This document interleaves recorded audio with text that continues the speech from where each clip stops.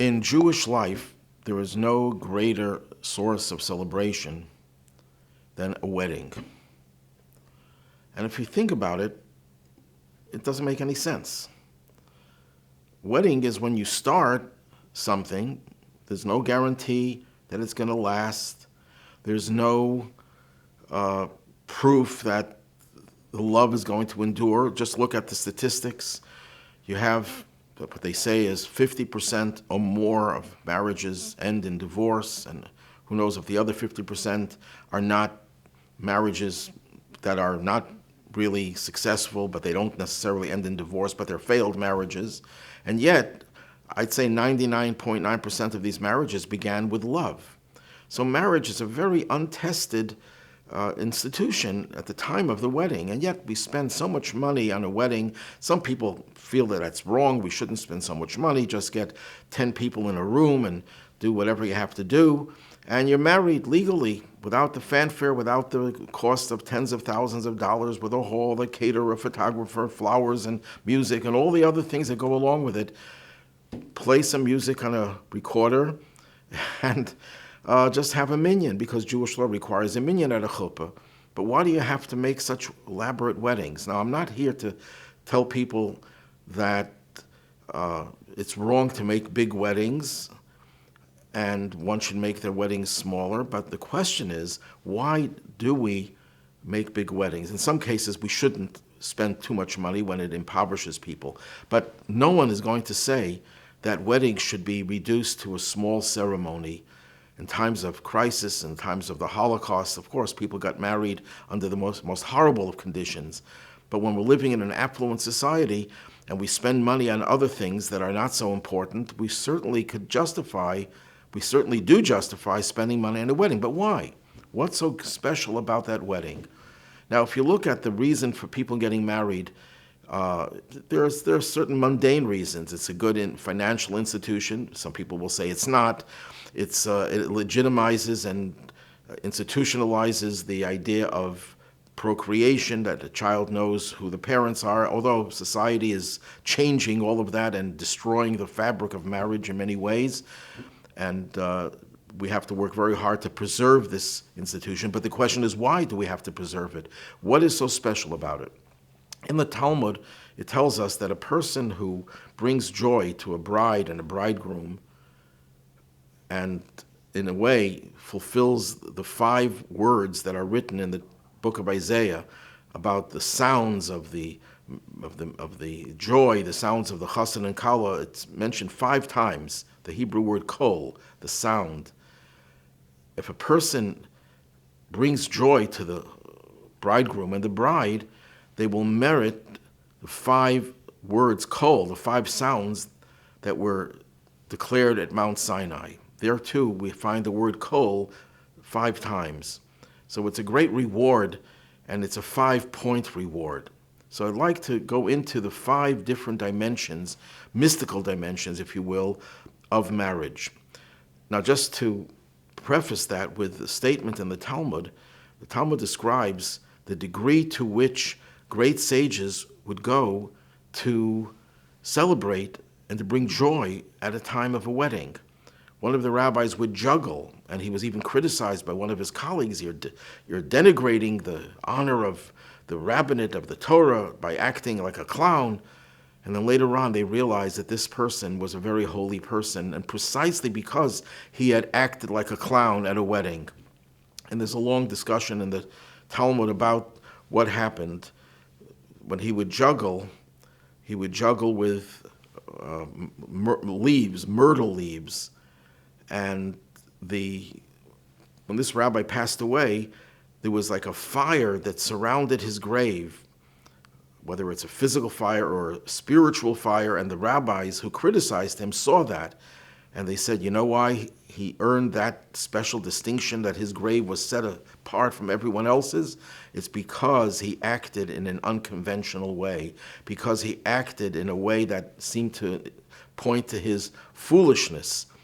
And the Hebrew word for foolishness is also the word for his philosophy, for his approach, and also has a meaning of a branch of a myrtle. So a play on words, The Talmud says that it was three things. The fact that his approach to a wedding was juggling with a myrtle leaf and acting like a clown, that's what brought him this distinction. What is that telling us?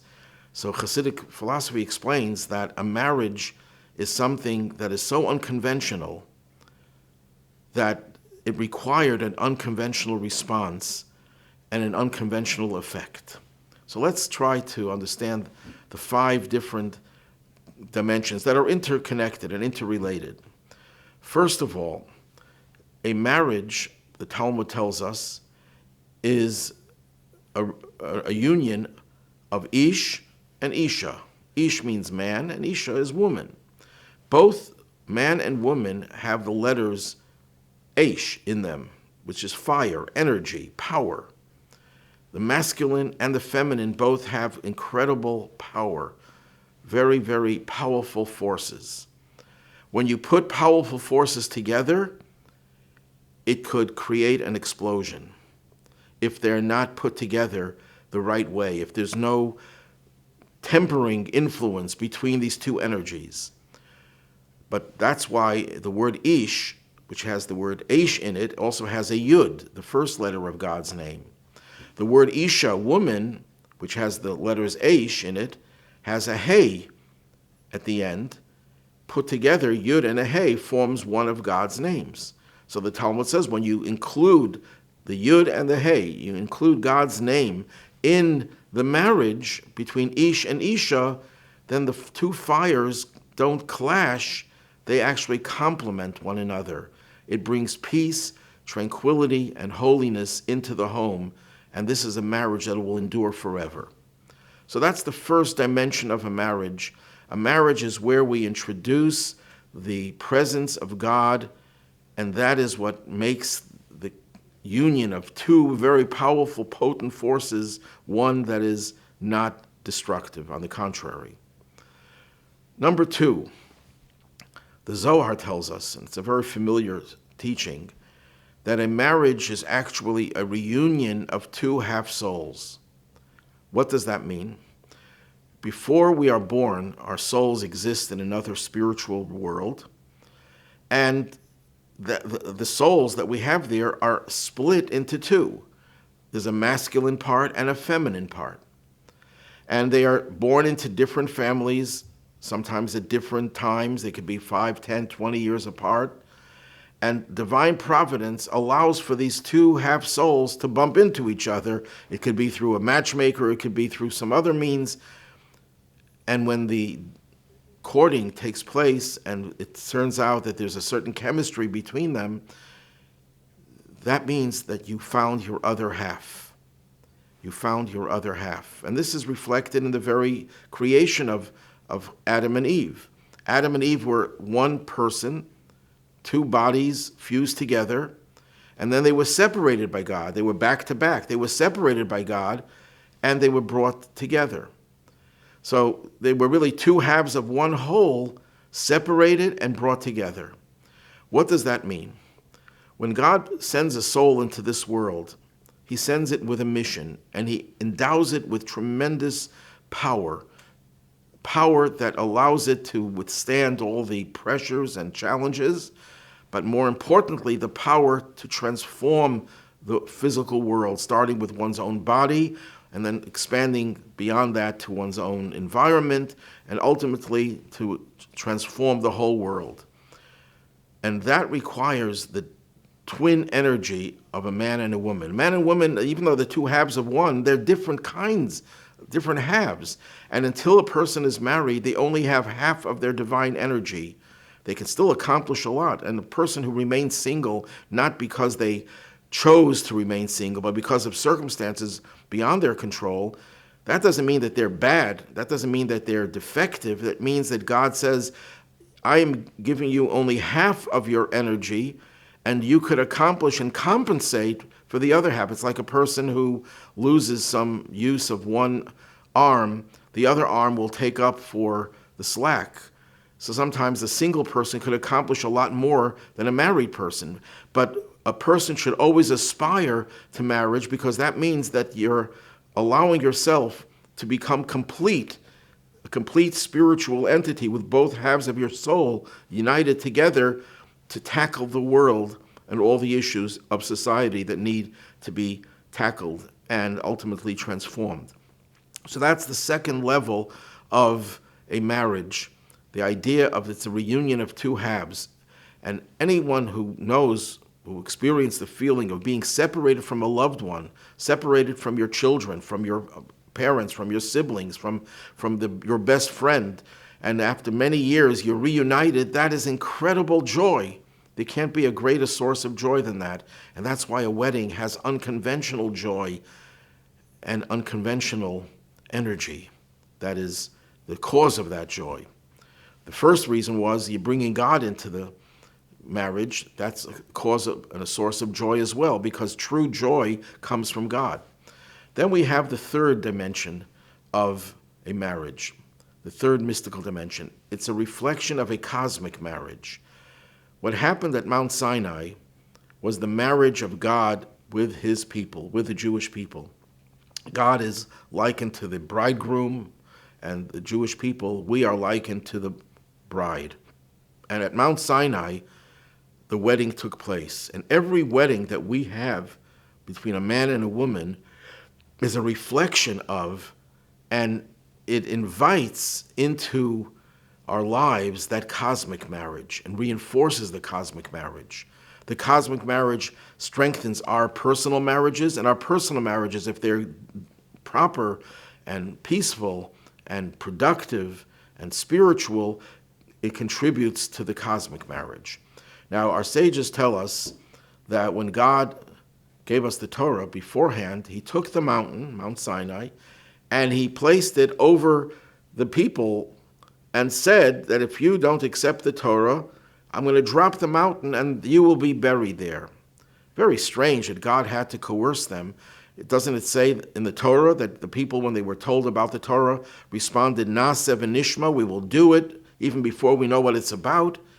So one of the many answers, the Hasidic answer, is that that mountain represented the chuppah, the wedding canopy. God was marrying us, and he showered us with such love and such devotion that we couldn't say no. We couldn't reject and refuse to receive the Torah, to get into this relationship with God. So we were coerced into this relationship, but not with a threat of violence, God forbid, against us, but with a threat, quote unquote, threat of love that we couldn't really resist. So that's the tremendous source of joy, that every wedding is a reenactment of the wedding at Mount Sinai, when God showers us with tremendous love. And we derive energy in our wedding when we connect our wedding to the cosmic wedding. That gives us the strength to endure, that the marriage should survive, because marriages on their own are fraught with tremendous amount of obstacles that will undermine its ability to endure, as we see in society. By connecting it to that original marriage, it reinforces it and gives it stability that it would not have otherwise. So that's number 3. Number 4 is reconciliation. Yes, we were married at Mount Sinai, but it didn't continue. It wasn't such a rosy marriage. It wasn't such a rosy relationship. It was a very rocky relationship. And that's why ultimately the temple was built, which represents the consummation of the marriage.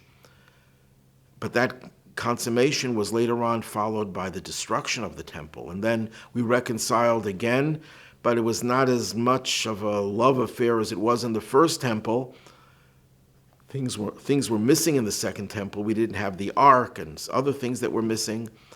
But nevertheless, we still reconciled and we had a marriage, and that came to an end as well. And the prophet compares this situation of exile to a kind of divorce. Now, God never really can divorce us, but there can be separation akin to divorce.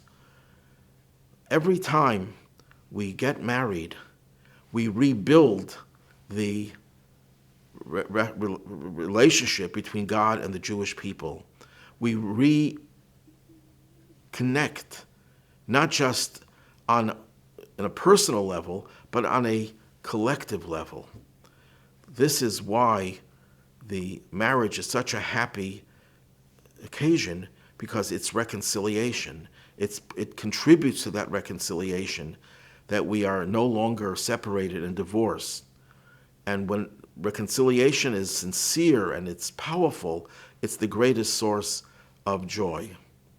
And it then leads to the fifth level, which is the future marriage. Just like we said that the wedding of a man and a woman is a reenactment of the past relationship at Mount Sinai and of the reconciliation, the process of reconciliation, it's also a portent of the future marriage.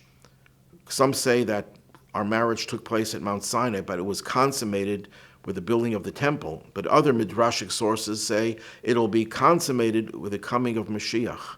At that time, the wedding will be complete. Now, you know that at a wedding we break a glass, and everyone knows the reason, because it's to remind us of the destruction of the temple. But it has a positive way of looking at it. It's also a reenactment of, it's also a reminder of the idea that yes, the pieces are broken, but they will ultimately be put back together again. And that will happen with the imminent coming of Mashiach. So now we know that there are 5 mystical dimensions of a marriage, and let's summarize. Number 1, it's an invitation to God to be present in that home, in that relationship. And how do we invite God? Not just by saying God is invited, but by living in a godly way, bringing purity and holiness into the home. A mezuzah on the doorpost, following the laws of family purity, and so on and so forth. A hospitable home. Number 2, it's the reunion of 2 half-souls, the greatest joy when 2 half-souls are reconnected. Number 3, it's a reenactment of the cosmic marriage at Sinai. Number 4, it's the reconciliation process after we have been driven out and separated. And number 5, it's a taste of the future messianic age when our relationship with God will be totally restored and be a much deeper one than it ever was, even as it was at Mount Sinai. It'll be a perpetual Mount Sinai. The only difference is it'll be even more powerful with the coming of Mashiach imminently.